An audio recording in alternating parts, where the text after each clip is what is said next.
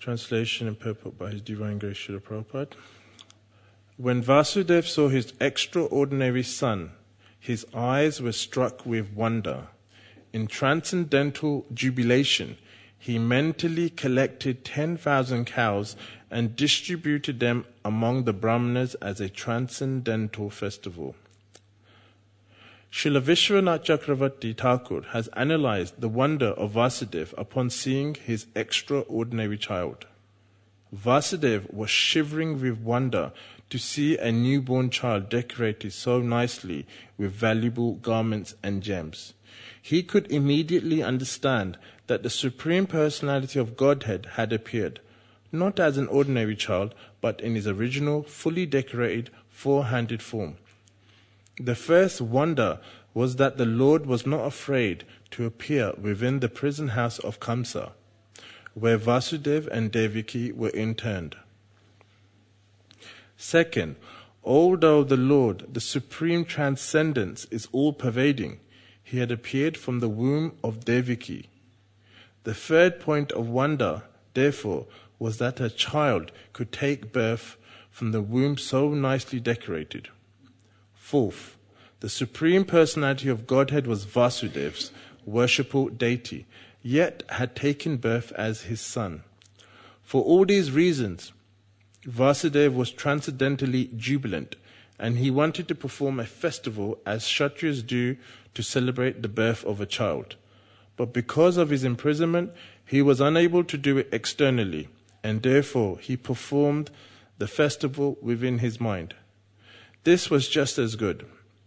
If one cannot externally serve the Supreme Personality of Godhead, one can serve the Lord within one's mind, since the activities of the mind are as good as those of the other senses. This is called the non-dual or absolute situation, Advaya Gyan. People generally perform ritualistic ceremonies for the birth of a child. Why then should Vasudeva not have performed such a ceremony when the Supreme Lord appeared as his son?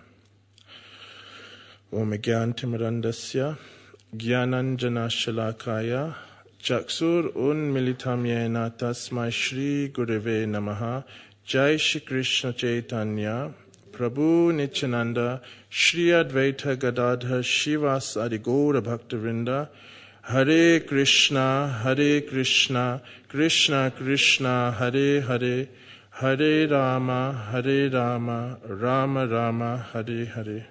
So Hare Krishna. So this is a kind of an amazing verse and purport. There's 2 points that really stuck out for me in this purport, so I'm just going to speak about them.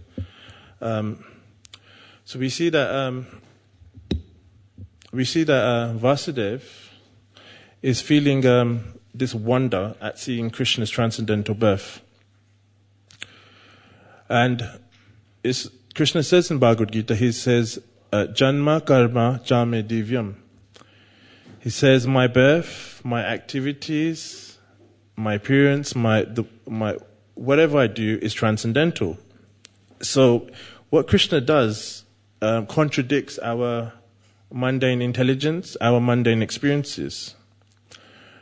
It's just like, you have a tribal person who's lived in the jungle all his life, and you take him out that jungle.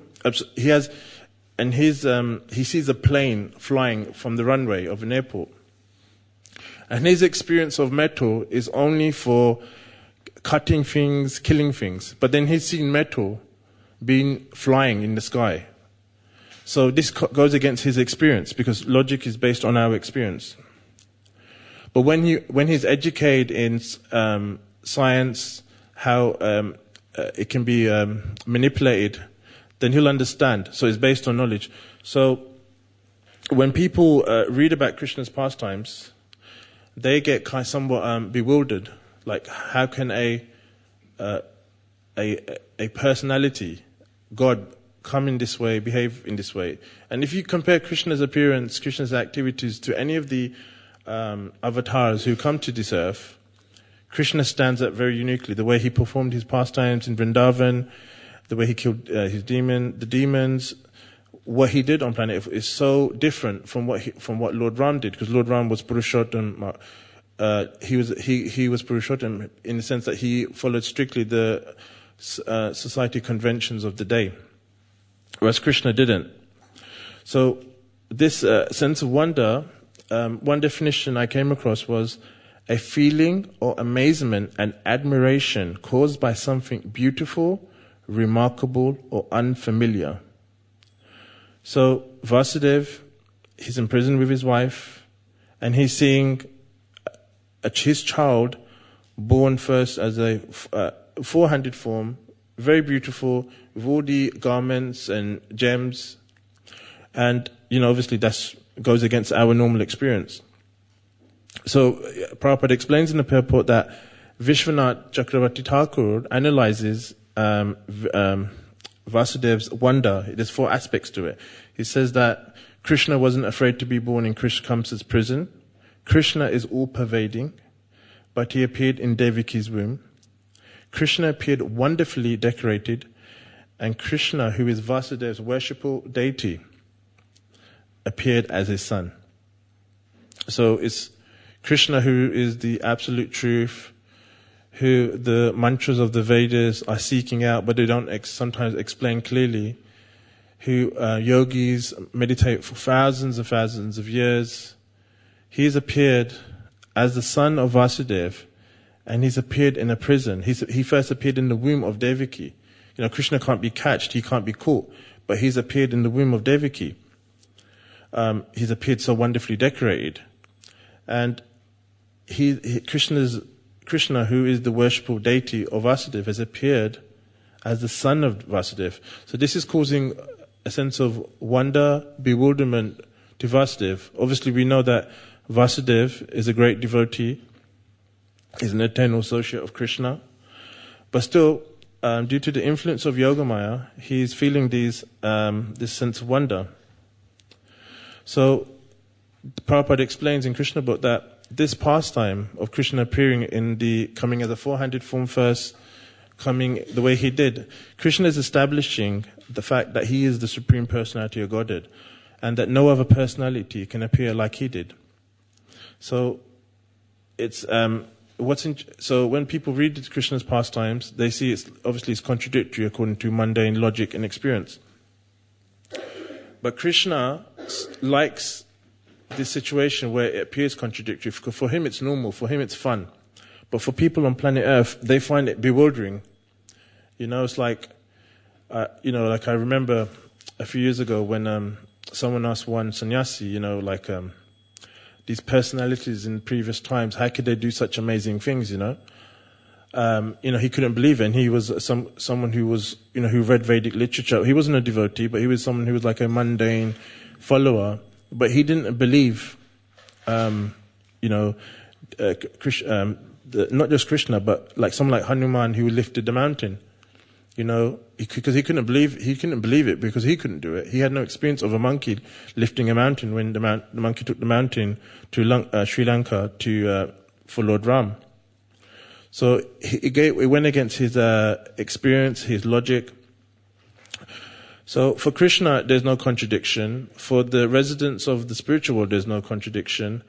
Even for the personalities from the demigod planets, there's no contradiction. Only on this planet, we find it generally contradictory because we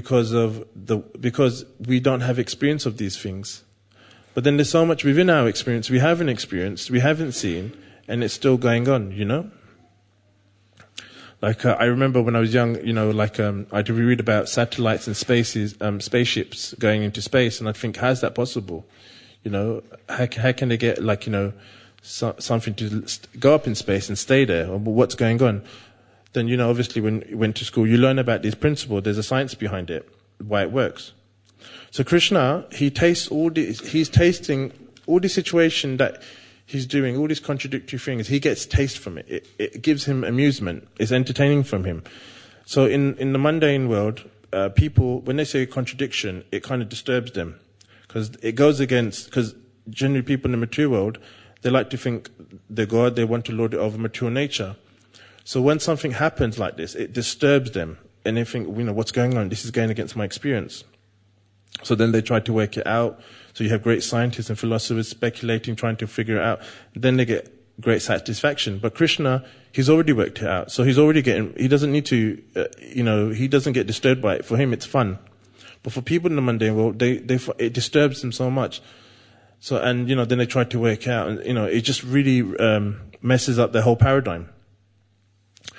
And we can see that even in Krishna's pastimes, we can read how Lord Brahma, when he wanted to test if Krishna is God, he took away the cows and the cowhead boys for 1 year. Then Krishna expanded himself into those forms. Then when Lord Brahma came back after 1 year, Lord Brahma was amazed. He had a sense of wonder, what's going on here? How is this possible? Then he understood that Krishna is the Supreme Personality of Godhead. And not just Krishna, and there's another pastime when Lord Brahma, he went to Dwarka, and he went to see Krishna to give a report of what's going on in the universe. And when he was there, he saw so many different Lord Brahmas. He saw Brahmas with 5 heads, 10 heads, 1,000 heads, 1,000,000 heads, 10 million heads. And he couldn't believe it because he thought he was the only Lord Brahma. According to Brihad Bhagavatamrita, we understand that our universe is one of the smallest, and there's other universes which are much more larger than our universe. Ours is just like a dot, like a dot of sand on a beach. There's so many universes, so much more bigger, and therefore there's different dimensions. Whereas Lord Brahma thought when he saw this, he couldn't believe it. And Lord Brahma is the most intelligent person in the universe. He has 4 heads, And even he couldn't understand this. And he's the first person to receive Vedic knowledge. It says in Brahma Shrimad Bhagavatam, Tene Brahma Hrida Adika Vya. He's the first person to receive Vedic knowledge. Even he was bewildered. Krishna appearing as the charioteer of Arjuna. Because as we know, when you're a charioteer, the person behind you, he has to kick you on the shoulder. So to indicate, I want to go in this direction, I want to go in that direction. So even that's bewildering. God, who is the Supreme Personality of Godhead, who, we all want to serve, he comes as the devotee, a servant of his own devotee. So that in itself is also amazing. It's also it causes a sense of wonder, a source of bewilderment. So, it's like, I remember when I went to this bookshop in India, I was in Calcutta, and it was a quite prestigious bookshop. A lot of even devotees go there to buy books. So I asked him, where do you have these particular books? And all the Vedic scriptures, they were in a section called mythology. So that means it's not true, it didn't happen. Whereas all the different religions, they were accepted as truth. They didn't have mythology, but the Vedic scriptures were under mythology because everything that happens within causes a sense of wonder, causes a sense of bewilderment. It's not possible. It contradicts our logic. So, and these are people who study the Vedas. These are people who so-called live by it. But for devotees, there's no problem like that. We accept it as self-evident truth because we don't get bewildered by these things. And there's one interesting story when Narada Muni, he was traveling to Vaikuntha, and on the way he met a Brahmana and he met a cobbler. So when he met the Brahmana said to him, can you ask Lord Narayan that when will I get salvation? So Narada Muni said, no problem, I'll ask him. And this Brahmana was very paka. He was following all the principles of the Vedas strictly. He was very paka, who'd take his baths at certain times of the day. He was very pedantic about following Vedic principles. So as he was going, he met a cobbler.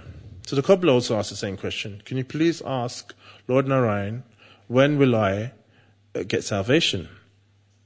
And obviously the cobbler, he's not trained as the Brahmana. The Brahmana has so much qualification, so much training.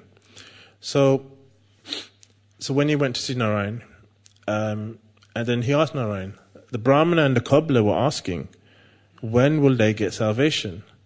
So now Lord Narayan said, the cobbler will get salvation in his next birth. This will be his final birth, life appearance, and he'll get salvation when he dies. Whereas the Brahmana, I don't really know what's happening with him.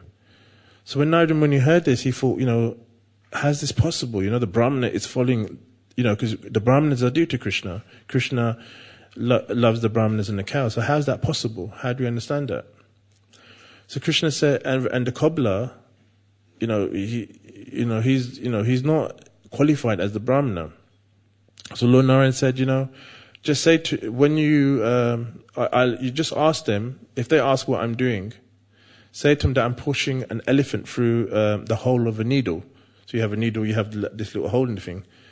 And then see their reaction, then you'll know for yourself. So then he went back to earth and he met the Brahman and the cobbler separately. And they asked, what is Lord Narayan doing? And he said, Narada Muni said, Lord Narayan was pushing an elephant through the head of a needle. So when the Brahmana heard this, he said, this is absurd. Why would you be doing that? This is nonsense. And then he could see that the Brahmana had no faith in Krishna, Lord Narayan doing it or being able to do such a thing. But then when he asked the cobbler was like, wow, this is amazing. My Lord is so amazing. He can do so many wonderful things. So immediately Narada Muni understood that the Brahmana really didn't have any faith in Lord Narayan. He had no strong conviction because he tried to understand God he tried to limit God through his own understanding. He thought God can only behave in such a way. But the cobbler wasn't like that. He understood that God can act in any way he wants, and it's perfect and complete. He can come in and steal something, and it will still be perfect and complete. Whereas the Brahmana couldn't comprehend that. So, this principle of understanding, accepting Krishna's pastimes, even the so-called things of which appear contradictory, requires pure faith. And pure faith is described in Chaitanya Charitamrita that, I have faith that by performing devotional activities, all my needs will be looked after. Not my wants, because wants can be so many things and not necessary, but my needs will be looked after. So you have pure faith. So I remember there's this pastime in Prabhupada Lilamrita where Prabhupada, he's traveling with his disciples on a train, and I believe they stop off at Delhi. Because when you travel for India, there's so many, it's such a big country. And it was like, I think in the middle of the night, and Prabhupada said to his disciples, I think it was Gurudas, I'm not sure. He said, I want you to get off this station and go and start a center. So when I read this, I was thinking to myself, they don't know the country, they don't know the language, they don't have any contacts, where they're going to sleep, where they're going to eat. And they just got off. They had so much faith in Prabhupada, they didn't think about these things. So this faith is very much needed. It's pure faith. Not just having pure faith in Krishna, but having pure faith in the spiritual master is also the same as having pure faith in Krishna. So these devotees had faith in Prabhupada that when we're going to go off the station, Krishna will take care of all our needs.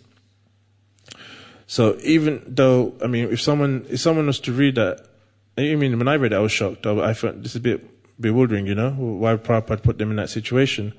It causes a sense of wonder. So whatever Krishna does causes a sense of wonder, and sometimes his devotees can also do the same.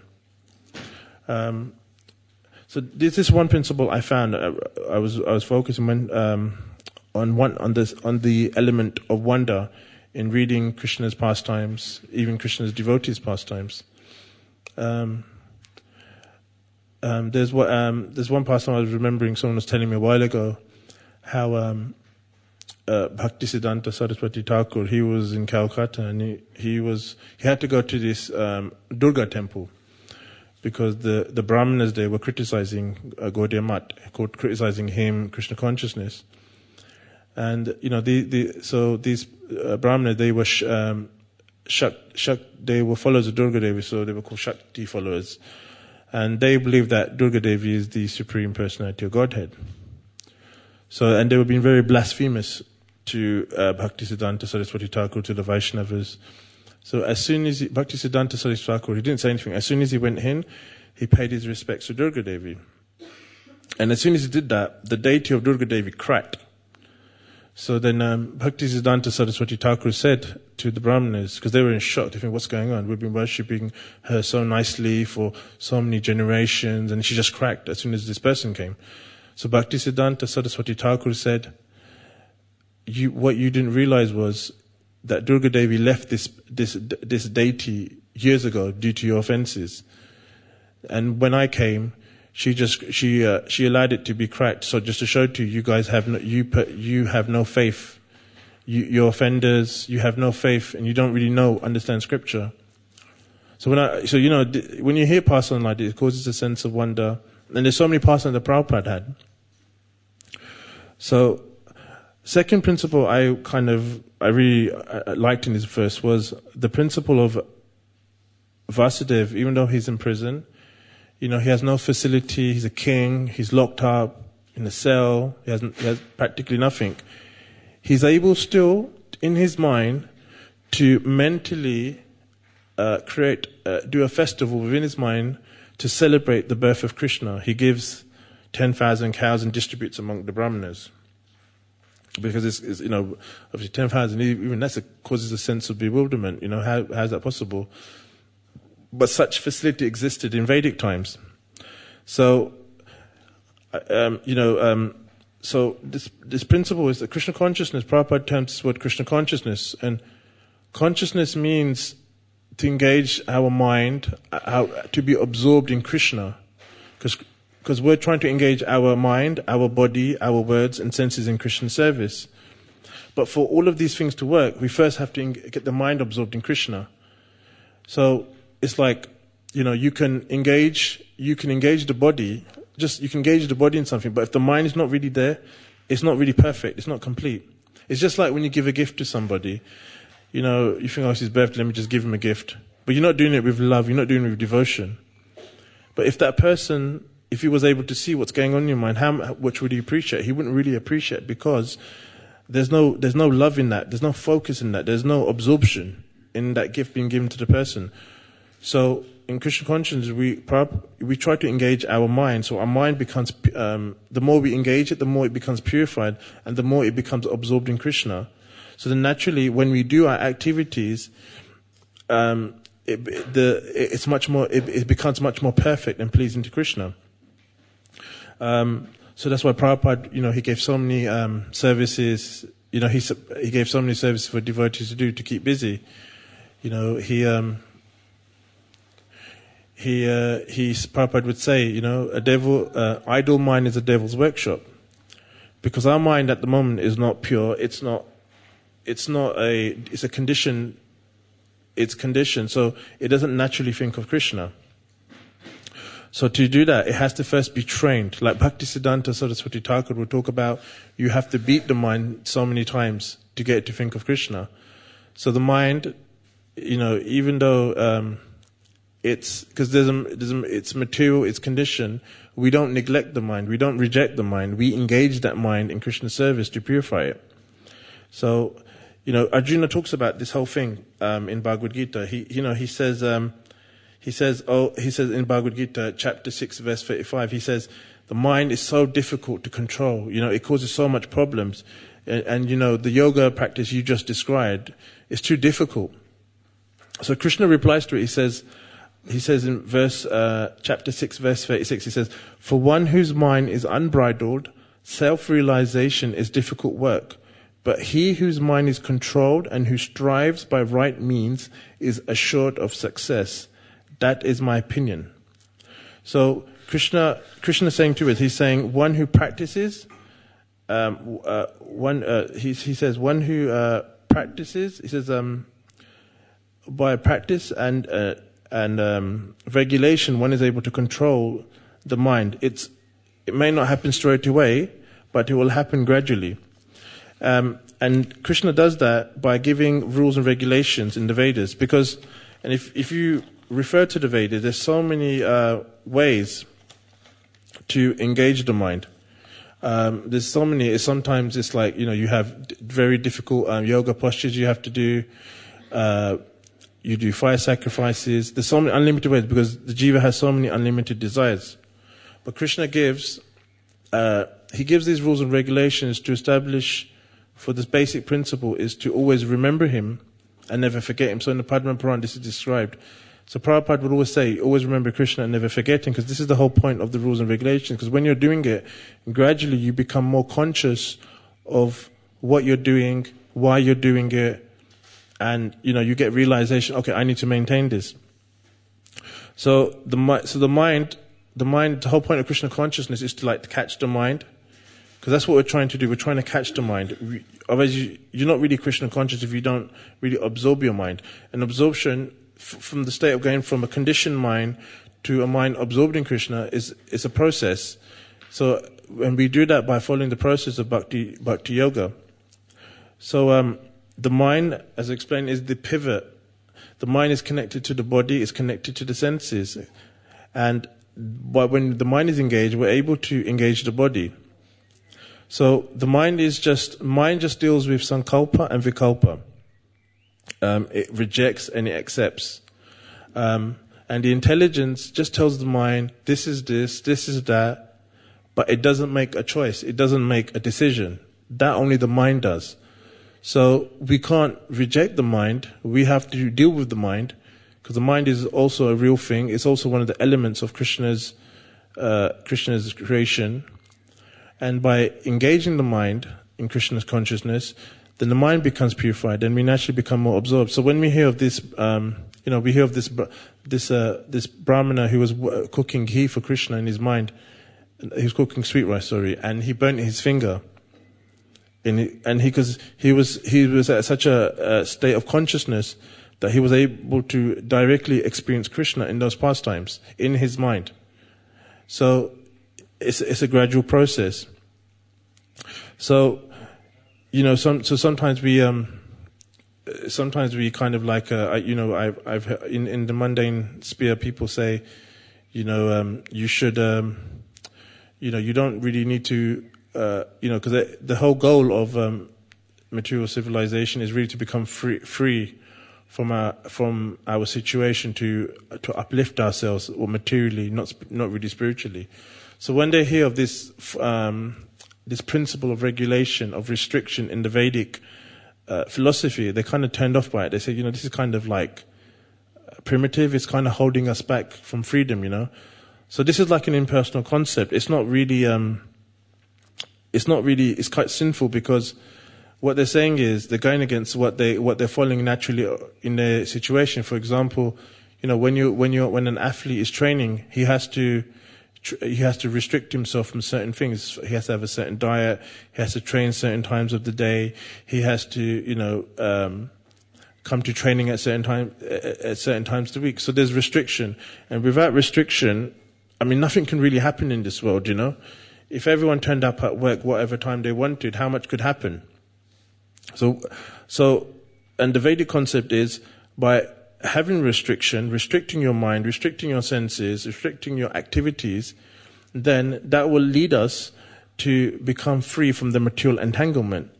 Whereas the modern concept is, we want to become free from restriction. We want to become free from all these things. But they don't really understand freedom, because what they do leads to a hedonistic lifestyle, and they become more under the control of their senses. They become very impulsive. Whereas personalities who follow the Vedic principle, then they don't have that problem. So the Vedic concept is perfect, because it identifies that Shri Radha Gokulananda ki jai, Shri Sita Ram Lakshman Hanuman ki jai. The Vedic concept is perfect because it correctly identifies that the mind needs to be regulated according to the Vedic principles and to purify it, and which will eventually lead to it being purified, which will then give us control of ourselves, of our mind, and then engage in devotional service and eventually go back to Godhead. So the mind is always looking for taste, because the soul is Satchidananda, so the soul's not static. So what happens, because the soul is in a conditioned state, it tries to taste through the mind. And because it's polluted, it gets attracted to mundane things, because we're always thinking about it. So, the Vedic principle is all about training the mind to be more focused and focused and trained to practice restriction and develop taste for Krishna. So, we practice Shravanam, Kirtanam, Vishnu Smaranam to daily practice to develop attachment to Krishna, so we can control our senses, and then basically we can then from that we'll be able to become more absorbed in the mind. These are this principle of engaging the mind in, you could say, samadhi, or practicing Krishna consciousness at the mind level, is a very exalted state, and it takes practice. But first, we should at least try to restrict the mind by concentrating on transcendental activities. So then, eventually, the mind will become purified, and we'll be able to experience these things within the mind. So this is a very amazing purport and verse, because it shows that even not even in Vedic times, even you hear, I remember hearing there was devotees who went to Spain. I think it was in the 80s, and it was during the time of a dictator called Franco, and he had imprisoned all the devotees there. And the devotees, they were so determined that they would wake up for Mangalarti, and then they would imagine in their mind that the prisoner gods would be sitting there, and they'd be worshipping a deity, pretending to worship a deity. They'd be singing the songs. They didn't have any bead bags, but then they would chant on their fingers. And they would pretend, they would imagine there's Tulsi Devi, they would circumambulate it. So they were doing all these things, and they were practicing Krishna consciousness in their mind. So that situation didn't allow them to not be Krishna conscious. So basically, and there's one personality, I can't remember the name, but basically when he was traveling for the Eastern European bloc countries, he would practice his spirituality in incognito, without devotee association. Sometimes he would go, when he was traveling on trains, he'd be chanting in the toilets. He couldn't carry bead bag with him. He'd always be trying, in his mind, he'd be worshipping Krishna. So he was absorbed in this type of consciousness. So the external situation didn't affect him. It didn't restrict him in his service. So these two principles I found really amazing: the sense of wonder and the mind being engaged despite our external situations. So I'll finish here. If anyone would like to make any comments or ask any questions.